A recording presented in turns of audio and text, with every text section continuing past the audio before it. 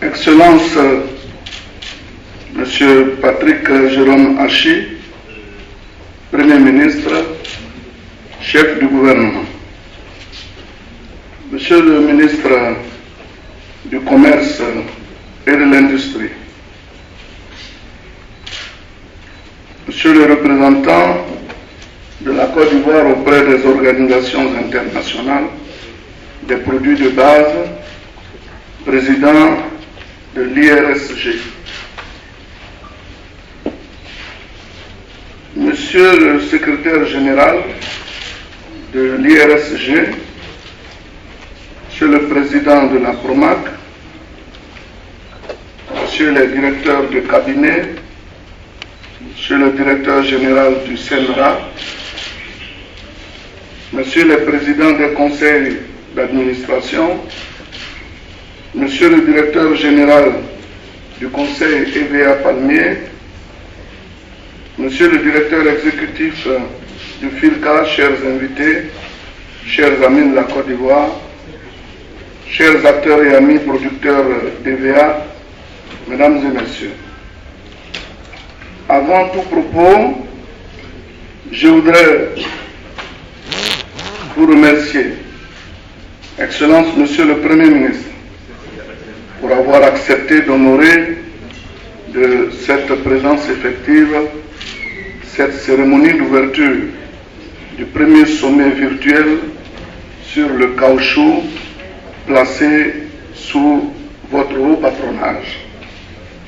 Excellence Monsieur le Premier ministre, je voudrais surtout saluer aujourd'hui votre grande disponibilité, votre sens élevé de l'État et de façon particulière votre engagement pour le secteur agricole.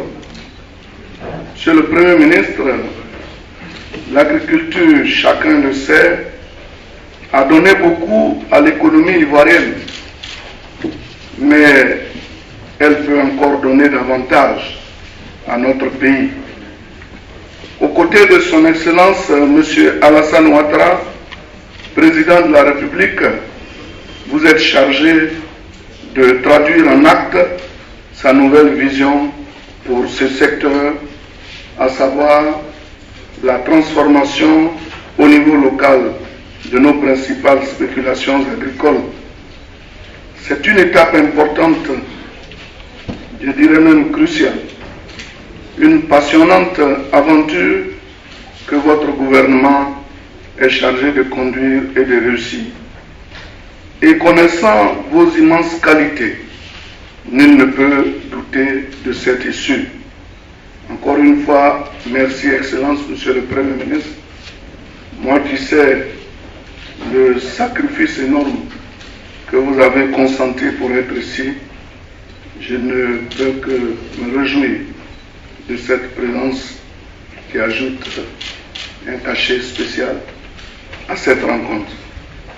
Excellence, Monsieur le Premier ministre, Monsieur le ministre du Commerce et de l'Industrie, Mesdames et Messieurs, au moment où s'ouvre le sommet mondial sur le caoutchouc, je tiens à rendre hommage à l'International Rubber Study Group pour avoir choisi la Côte d'Ivoire pour abriter ce sommet international.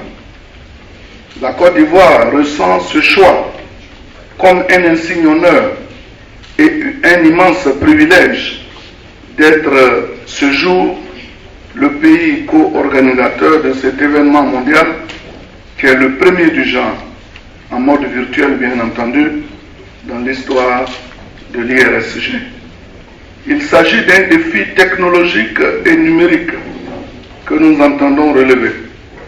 Le choix de la Côte d'Ivoire est aussi, et j'en suis persuadé, la reconnaissance du rayonnement politique et économique de notre pays sur l'échiquier mondial, sous le leadership de son Excellence, M.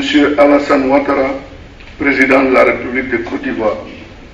Je voudrais, au nom donc de mon ministère, féliciter et exprimer ma sincère gratitude à notre illustre compatriote, M. Ali Touré, président de l'IRSG, et à son secrétaire général, M. Salvatore Pinezuto, sans oublier tous les pays membres de l'IRSG qui ont porté leur choix sur notre pays pour cette édition du sommet mondial. Mesdames et messieurs, en Côte d'Ivoire, le secteur agricole demeure le moteur du développement économique en raison de sa forte contribution à la mobilisation des recettes d'exploitation, aux nombreux emplois qu'il fournit aux populations et au regard des revenus substantiels qu'il procure. En effet, convaincu des conditions agroclimatiques favorables qu'offre notre pays pour la pratique de l'agriculture, le père fondateur de ce pays, j'ai nommé Félix Houphouët-Boigny, a pris l'option de faire de l'agriculture le principal élément de croissance économique et de création de richesses. Cette volonté politique est poursuivie et renforcée par son Excellence M. Alassane Ouattara dès son avènement à la magistrature suprême de notre pays. Aussi, dans son ambition d'inscrire la Côte d'Ivoire au rang des pays à forte croissance économique basée sur l'agriculture, il a décidé de relancer le secteur agricole par le retour à l'investissement, cette fois-ci porté majoritairement par le secteur privé à hauteur de 60% du PNIA 1. En outre, des réformes sectorielles ont été entreprises par les structurations en interprofession des différentes filières en vue d'en améliorer la gouvernance. En ce qui concerne l'orientation actuelle de la politique agricole, l'ambition du gouvernement ivoirien est de parvenir à la transformation structurelle de l'économie agricole en la faisant passer d'une économie agricole de subsistance et exportatrice de matières premières à une économie agricole à forte valeur ajoutée tournée vers le marché. C'est dans cette optique que se conçoivent la plupart des chantiers dans le cadre du programme national d'investissement agricole de deuxième génération, PNIA 2. La mise en œuvre des mesures du gouvernement à travers les stratégies sectorielles ont permis à notre pays de consolider sa position de premier producteur mondial de fèves de cacao, de noix de cajou et de noix de cola, et de deuxième producteur africain de l'huile de palme, de premier producteur et exportateur africain de bananes de serre. Pour ce qui est du caoutchouc naturel, qui sera au centre de nos préoccupations pendant ces 4 jours, la Côte d'Ivoire en est le premier producteur africain et occupe la 4e place, comme l'a dit tout à l'heure Monsieur le Président de l'IRSG, donc la 4e place au niveau mondial, avec une production de 950 000 tonnes en 2020. Après les difficultés rencontrées les 3 dernières années, la filière EVA doit rapidement retrouver son équilibre. L'État vise la transformation de toute la production nationale grâce aux mesures d'accompagnement et la forte implication des acteurs dans la première transformation locale. Ainsi, l'État s'est donné pour objectif de soutenir l'accroissement des capacités d'usinage du caoutchouc naturel de 400 000 tonnes supplémentaires d'ici à 2025 et d'améliorer le revenu du producteur. Excellence, Monsieur le Premier ministre, Mesdames et Messieurs, la question d'amélioration du revenu des producteurs me tient particulièrement à cœur. C'est pour cela qu'en 2020, j'avais instruit mes services d'introduire une fiche projet dans le cadre du programme d'urgence du secteur agricole Covid-19, Purga Covid-19, à l'effet de fournir des appuis directs aux petits producteurs impactés par la pandémie à coronavirus. Cette fiche a été faite effectivement, puis validée par le gouvernement. Malheureusement, les ressources financières mobilisées dans le cadre du Purga Covid-19 plutôt n'ont pas permis de réaliser les appuis directs prévus en 2020. Cette année, une dotation budgétaire spéciale a été octroyé à mon département ministériel pour un plan de soutien économique, social et humanitaire dédié aux filières légumières et maraîchères et aux filières organisées. J'ai expressément demandé à mes services de réserver 5,19 milliards de francs CFA correspondant au reliquat du budget qui était prévu pour la filière EVA dans le purga Covid-19, et cela permettra de tenir la promesse qui avait bien sûr été faite aux petits producteurs, et cela leur permettra d'avoir des appuis directs pour soutenir leurs revenus. Par la même occasion, cela permettra de clôturer le purga Covid-19, car les reliquats en souffrance qui sont de l'ordre de... je veux parler des reliquats des autres filières qui vont être également soldés, parce que nous avons prévu au total 9,48 milliards de francs de reliquats qui seront ainsi payés, toutes filières confondues.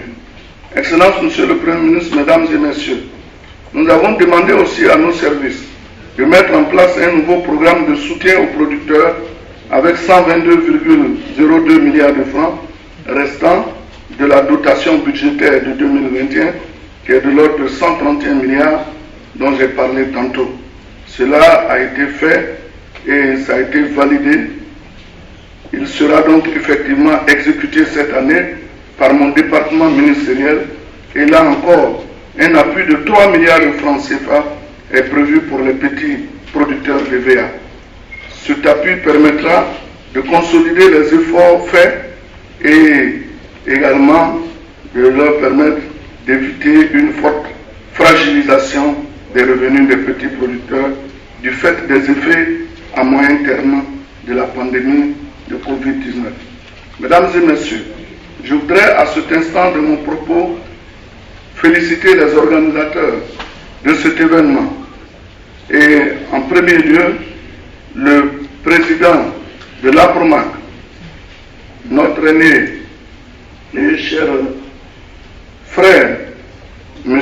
Crémian, qui a pesé de tout son poids pour que cette organisation connaisse la réussite que nous escomptons.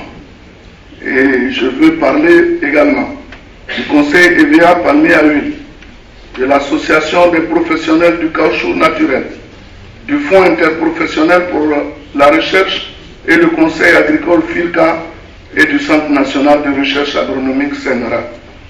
Je voudrais aussi saluer l'implication du ministère du Commerce et de l'Industrie, dont le ministre même est ici présent, ainsi que le Centre de la promotion de l'investissement en Côte d'Ivoire, CPC. À tous, j'exprime toute ma fierté et adresse mes vives félicitations, ainsi que mes encouragements à persévérer dans cette voie. Mes remerciements s'adressent également à tous les délégués des pays membres de l'IRSG qui ont accepté de façon virtuelle de venir nous faire partager leurs expériences sur le sujet qui nous rassemble ce matin. Leur présence remarquée à ce sommet témoigne de la solidarité agissante qui existe si heureusement entre les pays membres et partant le désir affirmé d'œuvrer ensemble pour une économie durable du caoutchouc naturel. Je remercie enfin tous les acteurs de la chaîne des valeurs du caoutchouc, en particulier les producteurs de VHI, malgré les tendances baissières des cours observés ces dernières années et les conséquences de la crise sanitaire mondiale de la Covid-19 ont toujours foi en cette spéculation. Je voudrais terminer mon propos en invitant solennellement tous les délégués des pays membres de l'IRSG à découvrir les potentialités de notre pays, la Côte d'Ivoire, et son dynamisme à travers le film institutionnel qui va vous être présenté et qui va également montrer le travail abattu par nos braves paysans sur l'ensemble des zones de production. Encore une fois, Monsieur le Premier ministre, je voudrais vous saluer, vous dire merci pour ce sacrifice que vous faites en étant avec nous, parce que les gens n'ont pas l'habitude de vous voir ces temps-ci en raison de ce que nous savons, nous-mêmes, nous vous demandons de vous reposer beaucoup, parce que nous avons davantage besoin de vous. Et nous savons qu'en étant Premier ministre, vous allez mener à bien le programme gouvernemental. Et malheureusement, aujourd'hui, nous-mêmes, nous sommes allés contre cette volonté affichée en vous demandant de venir présider cette cérémonie d'une importance capitale et qui regroupe plusieurs pays au niveau mondial. En tout cas, merci. Que Dieu continue de vous assister, que Dieu vous relève davantage, que Dieu vous rétablisse totalement et que vous puissiez vous mettre véritablement au service de nos populations. Je vous remercie.